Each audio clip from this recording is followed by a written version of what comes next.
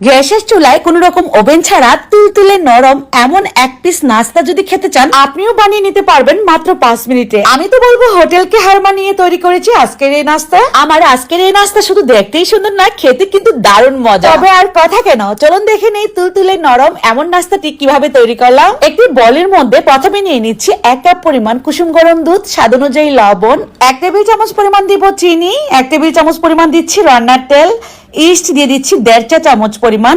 এখন খুব ভালোভাবে মিশিয়ে নিব এই দুধটাকে। এখন দিয়ে দিব 2 কাপ পরিমাণ আটা। এই জায়গায় চাইলে কিন্তু আটা ময়দা আপনার পছন্দ মতো দিতে পারেন। তারপর খুব সুন্দরভাবে ময়ান তৈরি করে নিব। এমনভাবে মথে নিতে হবে, খুব সুন্দর মসৃণ একটা ডো তৈরি হবে। মথে নেওয়ার পর এর মধ্যে সামান্য তেল দিয়ে ঢাকনা দিয়ে ঢেকে 10 মিনিট রেখে দিব কিচেন রুমে, তাহলে কিন্তু ফুলে ডাবল হয়ে যাবে। ফাঁকে আমি পোরটা রেডি করে নিচ্ছি। তেলের মধ্যে সামান্য পেঁয়াজ কুচি, আলু কুচি, মিষ্টি কুমড়া কুচি দিয়ে স্বাদ অনুযায়ী লবণ দিয়ে ঢাকনা দিয়ে ঢেকে দিচ্ছি। এ থেকে সামান্য পানি উঠে আসবে। আদা রসুনের পেস্টও দিলাম সামান্য। এখন এর মধ্যে একটি ডিম দিয়ে দিচ্ছি। ডিম দেওয়ার পর দিয়ে দিব একটা টমেটো কুচি, আরো একটু লবণ দিচ্ছি ডিম আর টমেটোর জন্য, কাঁচামরিচ কুচি, ধনিয়া পাতা কুচি দিয়ে এখন আলু আর মিষ্টি কুমড়া ভাজির সাথে খুব ভালোভাবে মিশিয়ে এই পুরটাকে রেডি করে নিলাম। এখন নামিয়ে একটা সাইডে রেখে দিচ্ছি।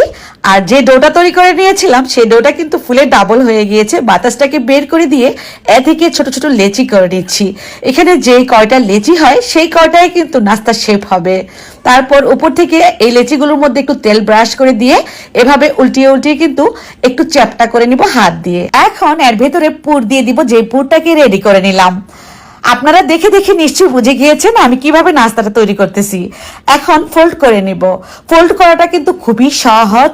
চতুর্পাড়ে ধরে মুখটাকে বন্ধ করে দিলেই চ্যাপটা একটা খুব সুন্দর রুটির মতো হয়ে গিয়েছে। খেয়াল করুন, চাইলে কিন্তু আপনারা বেলুন দিয়েও একটু বড় করে নিতে পারেন রুটিটা, যদি আরো একটু বড় করতে চান। আমি একটু ছোট ছোটই করব, যেহেতু লেচির শেপটা ছোটই ছিল। এখন কিন্তু হাত দিয়ে এভাবে করে চ্যাপটা করে একটু বড় করে নিচ্ছি। বেলুনের দরকার হবে না। নাইফের সাহায্যে উপর থেকে এভাবে দাগ কেটে দিলে সুন্দর লাগবে দেখতে এই নাস্তাটি। এখন একে একে সবগুলো ভেজে নেওয়ার পালা।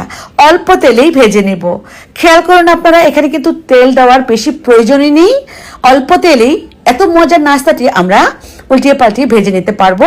মাত্র 30 সেকেন্ডের মধ্যে সুন্দর কালার চলে আসবে এবং হয়ে যাবে। কত সুন্দর হয়েছে তাই না? এখন শুধু গরম গরম পরিবেশনের পালা।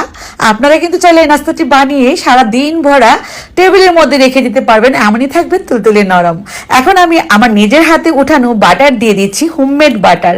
এই বাটার চাইলে আপনারা নিতে পারেন মেসেজ করে। বাচ্চারা কিন্তু বাটার দিলে অনেক বেশি পছন্দ করে খেয়ে নেয় সুন্দর ফ্লেভারের জন্য। আমার এখানে সুইট বাটার, তারপর এমনিতেও বাটারটা খুবই মজার হয়, নিজের হাতে যেহেতু উঠাই। তো রুটিটা কিন্তু একদমই তুলতুলে নরম, দেখতেই শুধু সুন্দর না, এটা সুস্বাদুও বটে। আজকের মতো তাহলে বিদায়। সবাই ভালো থাকবেন, সুস্থ থাকবেন। কমেন্টে আপনাদের মতামত জানাবেন। আল্লাহ হাফেজ।